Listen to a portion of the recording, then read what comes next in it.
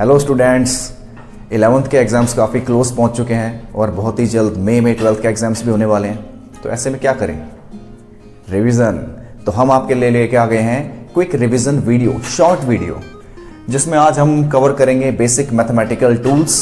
और basic mathematical tools में हम पढ़ेंगे सबसे पहले डिस्टेंस फार्मूला के बाद हम पढ़ेंगे स्लोप ऑफ ए लाइन के बाद डिफरेंशिएशन, इंटीग्रेशन कवर करेंगे।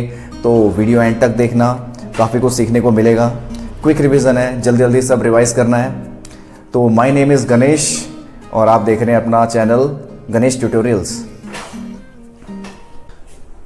तो हम बेसिक मैथमेटिकल टूल से स्टार्ट करते हैं, जिसमें सबसे पहले है डिस्टेंस फार्मूला। तो ए और बी के बीच में हमें कोई डिस्टेंस निकालना है, तो ए और बी के कोऑर्डिनेट्स दे रखे हैं और ये डिस्टेंस फार्मूला होता है। तो ये डिस्टेंस फार्मूला आप लोगों ने 10th क्लास में भी पढ़ा हुआ है, वहां पे 2D में पढ़ते थे, यहाँ पे 3D में दे रखा है। ठीक है, अब देखो स्लोप ऑफ ए लाइन। तो ये इंपॉर्टेंट टॉपिक है, स्लोप ऑफ ए लाइन। कोई भी लाइन अगर पॉजिटिव एक्स के साथ थीटा एंगल बना रही है तो उसके tan थीटा को स्लोप बोल दिया जाता है। तो इसी के कुछ एग्जाम्पल्स यहाँ पे दिखा रखे हैं। इसके एग्जाम्पल्स देखो, जैसे ये एक लाइन है तो इसका हमें पॉजिटिव एक्स के साथ एंगल चाहिए। अभी जो एंगल गिवन है ये 60 डिग्री नेगेटिव एक्स के साथ है, तो ये पॉजिटिव एक्स के साथ 120 का एंगल बनाएगी। यहां पर मैंने लीनियर पेयर इस्तेमाल किया है, तो ये 120 का एंगल बनाएगी। तो यहां पर स्लोप हो जाएगा tan 120 डिग्री। और यहां पर देखो, यहां पर ये लाइन y के साथ 30 डिग्री का एंगल बना रही है। इसका अगर हमें स्लोप निकालना है तो सबसे पहले इस लाइन का पॉजिटिव x के साथ एंगल चाहिए। वो एंगल यहां पे हो जाएगा 60 डिग्री, तो यहां पे स्लोप हो जाएगा tan 60। अब यहां पे देखो तीसरे केस में ये लाइन पॉजिटिव y के साथ 60 बना रही है। इस लाइन को अगर एक्सटेंड किया जाएगा तो ये वाला एंगल हो जाएगा 60 डिग्री, वर्टिकली अपोजिट एंगल। ये 60 है तो ये 90 और ये वाला एंगल हो जाएगा 30 डिग्री। तो ये कौन सा एंगल है? ये लाइन का एंगल पॉजिटिव x के साथ। तो लाइन पॉजिटिव x के साथ 30 डिग्री का एंगल बना रही है, तो यहां पर स्लोप हो जाएगा tan 30 डिग्री। तो ये कुछ स्लोप के एग्जांपल्स हैं। इसके बाद देखो, अगर हमें दो कोऑर्डिनेट गिवन होते हैं तो यहाँ पे स्लोप का हम एक फॉर्मूला भी बना सकते हैं।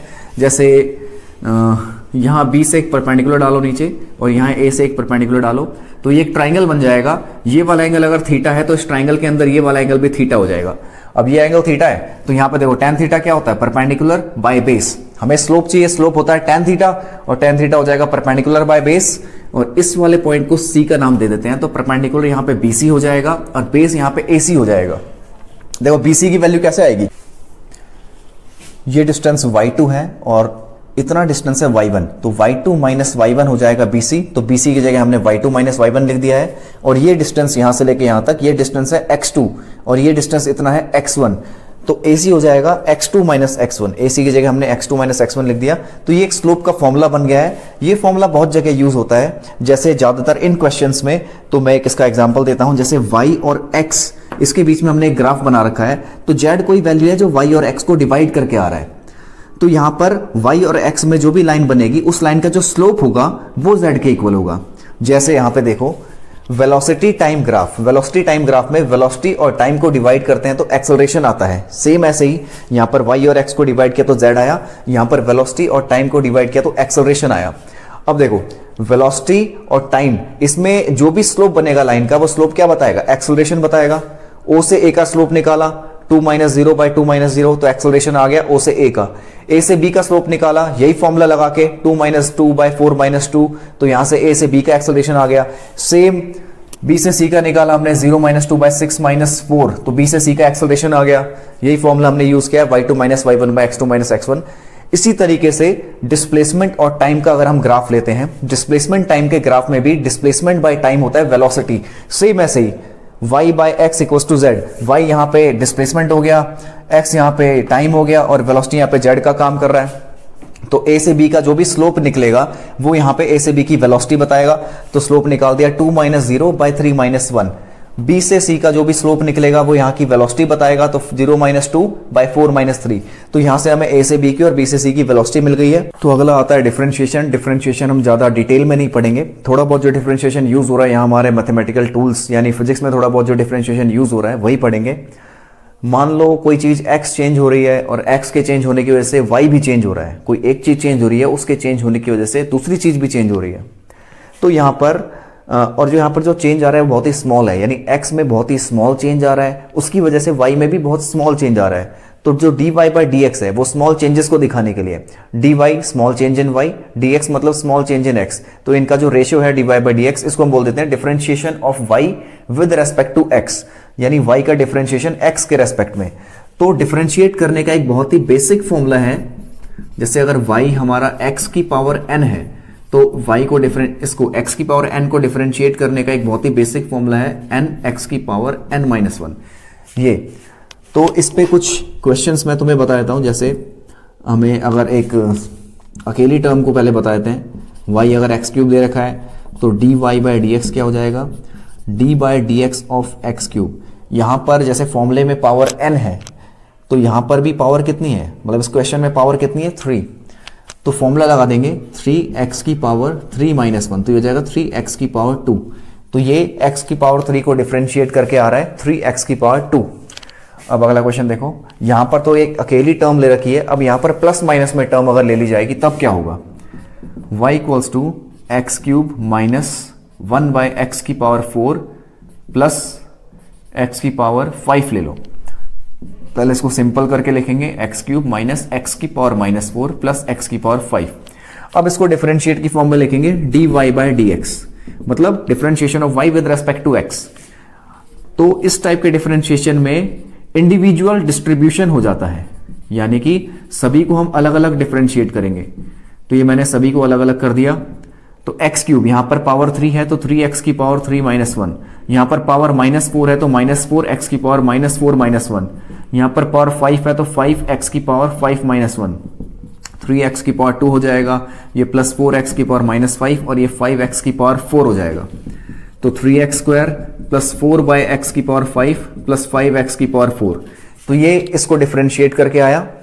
इसके बाद एक क्वेश्चन करेंगे हम जिसमें हम थोड़े बहुत कोफिशिएंट और एक कांस्टेंट भी ऐड कर देंगे, जैसे 4x स्क्वायर, तो यहां पे 4 कोफिशिएंट हो गया, प्लस 3x प्लस 2। इसको डिफरेंशिएट करेंगे तो सबसे पहले वही डिफरेंशिएशन जो है वो इंडिविजुअली डिस्ट्रीब्यूट हो जाएगा, तीनों में अलग अलग डिफरेंशिएशन हम लगा देंगे। तो ये मैंने तीनों में अलग अलग डिफरेंशिएशन लगा दिया है। अब 2 यहां पर कांस्टेंट है, चलो 2 के बारे में बताते हैं। सबसे पहला स्टेप क्या है कि जो कोफिशिएंट है उनको डिफरेंशिएशन के बाहर ले लो, 4 को बाहर ले लेंगे, यहां पर भी कोफिशिएंट को बाहर ले लेंगे। अब आते हैं कांस्टेंट में। कांस्टेंट का डिफरेंशिएशन तुम्हें सीधा 0 लिखना है। कांस्टेंट का सीधा 0 क्यों लिखना है, क्योंकि कांस्टेंट में कुछ भी चेंज नहीं आएगा, x के चेंज होने की वजह से कांस्टेंट में कुछ भी चेंज नहीं आ रहा है, क्योंकि है ही कांस्टेंट, इसलिए इसका डिफरेंशिएशन 0 होता है। फिर यहां फॉर्मूला लग जाएगा 2x की पावर 2 माइनस 1 और 1x की पावर 1 माइनस 1, तो ये हो जाएगा 8x प्लस x की पावर 0 1 होता है तो प्लस 3। तो ये डिफरेंशिएशन है, बेसिक डिफरेंशिएशन, जिसमें हमने एक सिंपल एक सिंगल टर्म लेके कर लिया, उसके बाद प्लस माइनस में टर्म लेके कर लिया, फिर एक कोफिशिएंट को ऐड कर दिया, साथ में एक कांस्टेंट को भी ऐड कर दिया।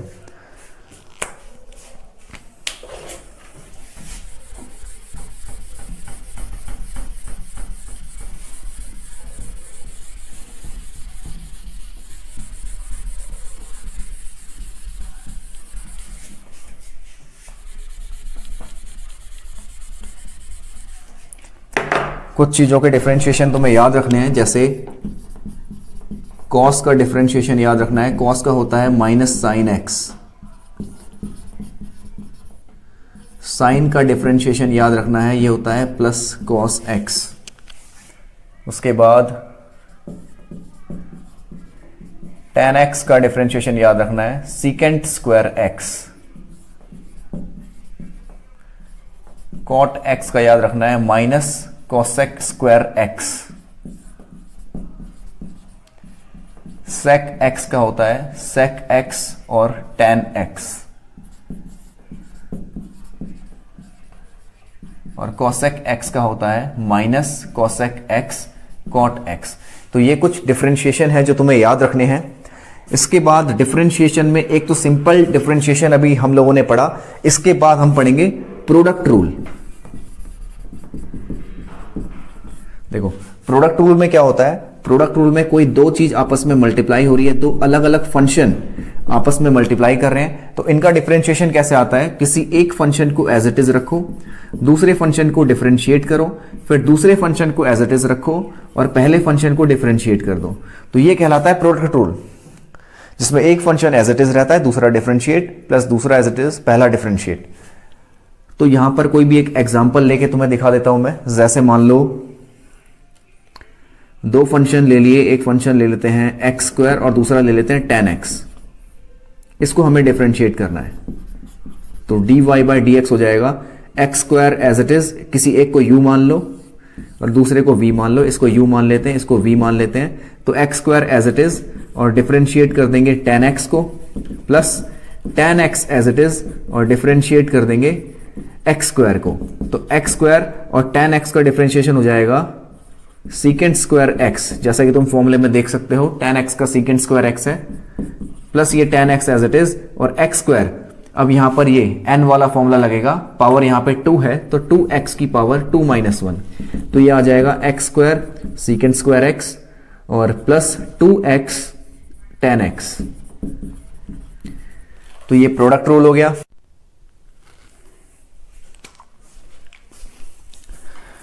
लास्ट है डिफरेंशिएशन में क्वोशिएंट रूल। क्वोशिएंट रूल को डिवीजन रूल भी कहा जाता है।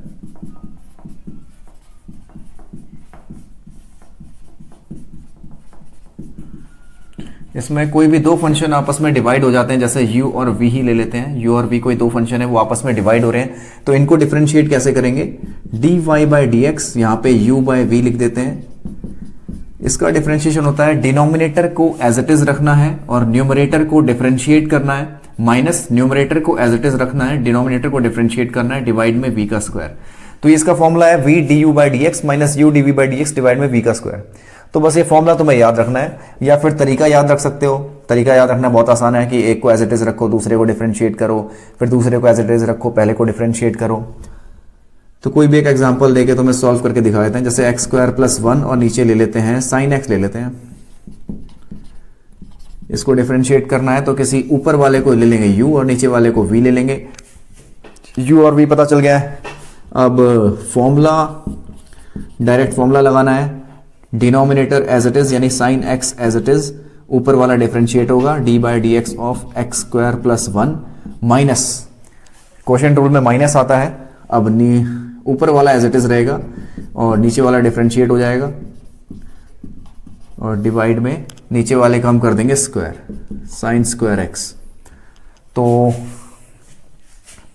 देखो यहां पर क्या आ जाएगा, एक्स स्क्वायर प्लस 1 को अलग अलग करना पड़ेगा हमें, D by d x of x square plus D by d x of 1, क्योंकि डिफरेंशिएशन इंडिविजुअली डिस्ट्रीब्यूट हो जाता है, प्लस माइनस जब भी आता है उसमें, माइनस एक्स स्क्वायर प्लस 1 और साइन एक्स को डिफरेंशिएट करेंगे तो कॉस एक्स आएगा। अभी थोड़ी देर पहले तुम्हें बताया था साइन एक्स का डिफरेंशिएशन कॉस एक्स होता है, और नीचे तो खैर साइन स्क्वायर एक्स ही रहेगा। अब देखो एक्स स्क्वायर का डिफरेंशिएशन, तो यहां पर पावर है, पावर का डिफरेंशिएशन क्या था, एन एक्स की पावर एन माइनस 1, और 1 कांस्टेंट है, कांस्टेंट का 0, तो ये हमारा आंसर आ जाएगा। ये 2x की पावर 2 माइनस 1, तो 2x की पावर 1, इसको आगे लिख देते हैं 2x sine x minus x square plus 1 cos x by sine square x. तो ये डिफरेंशिएशन है। तो अभी तुमने तीनों टाइप के डिफरेंशिएशन पढ़ लिए, एक सिंपल डिफरेंशिएशन, एक प्रोडक्ट रूल और एक क्वोशिएंट रूल। तो फिलहाल डिफरेंशिएशन में इतना ही पढ़ना है। इसके बाद आता है इंटीग्रेशन। देखो इंटीग्रेशन डिफरेंशिएशन का एकदम उल्टा है, यानी कि जैसे डिफरेंशिएशन में होता है dy बाई डी एक्स, इसका मतलब y को x के रेस्पेक्ट में डिफरेंशिएट कर रहे हैं। इसका जो उल्टा प्रोसेस है वो है इंटीग्रेशन। इसका साइन कुछ ऐसा होता है, s को थोड़ा इलोंगेट कर रखा है, तो ये अंदर y लिख देंगे और dx, इसका मतलब होता है integration of y with respect to x।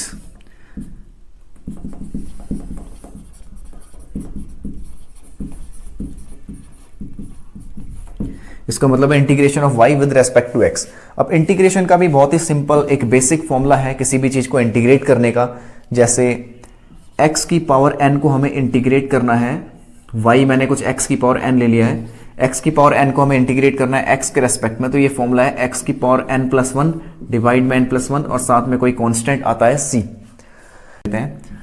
Differentiation में होता था x की पावर n, आगे n आ जाता था, डिफरेंशिएशन में आगे n मल्टीप्लाई में आ जाता है, यहां पे देखो n प्लस 1 डिवाइड में आ जाता है। तो इस पे भी एक सिंपल क्वेश्चन देख लो, जैसे x क्यूब को इंटीग्रेट करना है तो एक्स क्यूब का इंटीग्रेशन क्या हो जाएगा, एक्स की पावर, यहाँ पे पावर 3 है और फॉर्मूले में क्या है, पावर n है, तो n यहाँ पे 3 है, 3 + 1 डिवाइड में 3 + 1 और साथ में कोई कांस्टेंट, यानी x की पावर 4/4 प्लस कांस्टेंट। तो ये सिंपल इंटीग्रेशन हो गया। अब इसी पे कोई दूसरा क्वेश्चन देख लो जिसमें प्लस माइनस में कुछ आ जाएगा, x² plus 1/x³ plus x की पावर 5 ले लेते हैं, इसको हमें इंटीग्रेट करना है। अच्छा, एक चीज यहां पे नहीं बताई कि इंटीग्रेट करने के बाद जो इंटीग्रेशन का ये s वाला साइन है और ये जो पीछे वाला dx है वो हट जाता है। तो हमने डायरेक्ट फॉर्मूला लगाने के बाद ये dx और इसको हटा दिया है, सीधा फॉर्मूला हमने अप्लाई कर दिया है। यहां पर भी इंटीग्रेशन अलग अलग इंडिविजुअली डिस्ट्रीब्यूट हो जाएगा, जैसे x² dx और ये x की पावर -3 ऊपर जाके x की पावर -3 और ये x की पावर 5। इंटीग्रेशन तीनों में इंडिविजुअली डिस्ट्रीब्यूट हो चुका है। अब इसको हमें सॉल्व करना है, तो देखो ये हो जाएगा, यहां पर पावर 2 है तो 2 + 1 3 डिवाइड में 3, यहां पर पावर -3 है तो x की पावर -3 + 1 और नीचे भी -3 + 1, यहां x की पावर 5 है तो x की पावर 5 + 1 और डिवाइड में भी 5 + 1 और साथ में एक कांस्टेंट आता है c। अच्छा, x³/3 प्लस x की पावर -2/-2 और यहां आ जाएगा x की पावर 6/6 और प्लस एक कांस्टेंट c। तो यहां पर ये x² plus 1/x³ plus x की पावर 5 को हमने इंटीग्रेट कर दिया है बेसिक फॉर्मूला लगा के।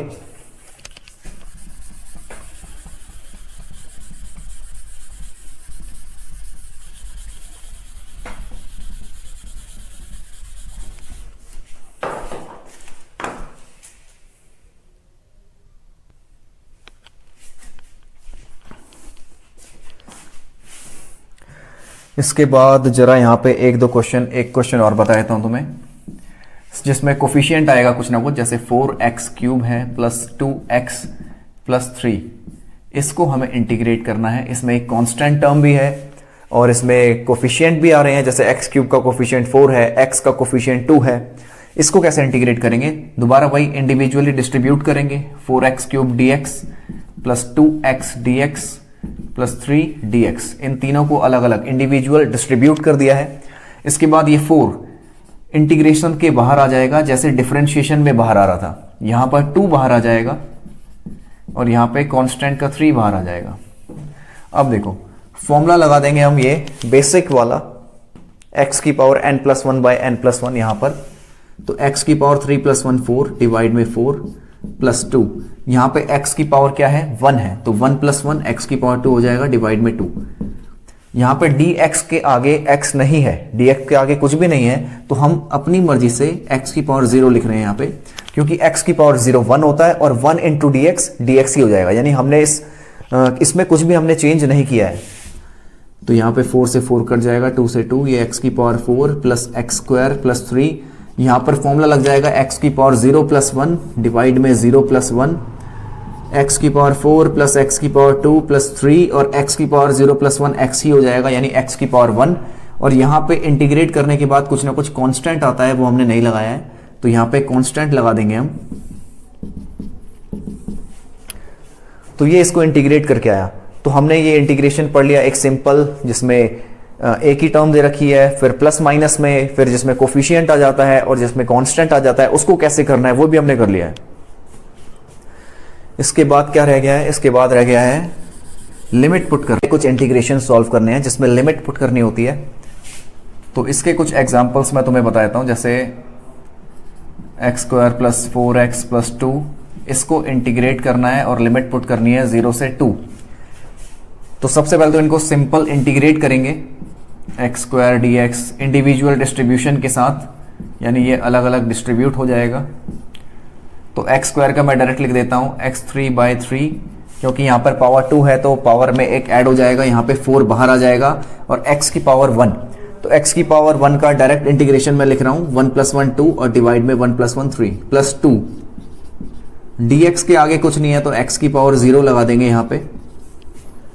तो ये अच्छा एक साथ में कांस्टेंट आता है x³/3 plus 2x² plus 2 x की पावर 0 + 1 और बाय 0 + 1, तो खाली x बचेगा यहाँ पे और साथ में एक कांस्टेंट। लिमिट वाले क्वेश्चंस में ये कांस्टेंट लगाने की जरूरत नहीं होती है, क्यों नहीं होती है वो तो मैं भी पता चलेगा।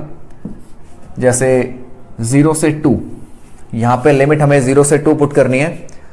तो सबसे पहले जो पूरा हमारा आया है उसमें अपर लिमिट पुट करते हैं, यानी कि वैल्यू 2 पुट करेंगे, 2 की पावर 3/3 प्लस 2 इंटू 2 की power 2 plus 2 into 2 plus c। फिर पूरे में लोअर लिमिट पुट करेंगे, यानी नीचे वाली लिमिट पुट करेंगे। कहाँ पर? जहाँ जहाँ x दिख रहा है वहाँ पर।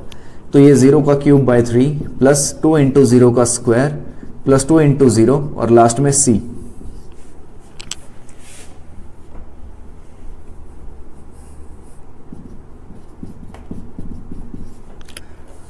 तो ये तो हो जाएगा 8/3 प्लस 8 प्लस 4 प्लस c और माइनस यहाँ पे सब कुछ 0, बस एक c बचेगा। तो इसीलिए c पुट करने की जरूरत नहीं होती है क्योंकि c कट जाता है। तो इसको सॉल्व कर लेंगे, जो भी आएगा 3, 8 प्लस 24 प्लस 12, तो ये आ जाएगा 20 और 20 और 24 44/3। एक और क्वेश्चन मैं करके दिखा रहा हूँ इसका तुम्हें। 4x² प्लस 2x, इसको इंटीग्रेट करना है और लिमिट पुट करनी है 0 से 1।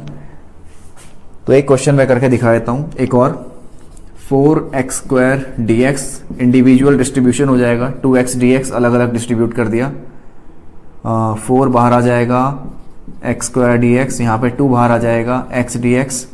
x² का इंटीग्रेशन हो जाएगा x की पावर 3/3 और x का हो जाएगा x की पावर 2/2, क्योंकि यहाँ पे x की पावर कुछ नहीं तो 1 है। अब ये 4x³ 3 प्लस x² और लिमिट पुट करेंगे 0 से 1। पहले पुट करेंगे अपर लिमिट 4 इंटू 1 का क्यूब बाई 3 प्लस 1²। तो जहां जहां x है वहां अपर लिमिट पुट कर दिए, फिर जहां जहां x है वहां लोअर लिमिट पुट करेंगे, 4 इंटू 0 क्यूब बाई 3 प्लस 0²। तो ये हो जाएगा 4/3 प्लस 1। अब देखो यहाँ पे मैंने कांस्टेंट नहीं लिखा है क्योंकि कांस्टेंट लिखने की जरूरत नहीं है, लास्ट में वो कांस्टेंट कट जाएगा, इसलिए यहाँ पे मैंने कांस्टेंट नहीं लिखा है। तो 4/3 प्लस 1 और वहां पे 0 आ रहा है तो 3 प्लस 1 ये 7/3 हो जाएगा। अच्छा, यहाँ पे मैंने दोनों क्वेश्चन लिमिट 0 मतलब लोअर लिमिट दोनों में 0 लेके दिखा दिया है। तो कोई जरूरी नहीं है कि लोअर लिमिट हमेशा 0 ही होगी, लोअर लिमिट कुछ भी हो सकती है। तो हमें upper limit minus lower limit put करना है। जैसे 0 पुट किया है, अगर यहाँ पे 3 होता तो 3 पुट करते हैं।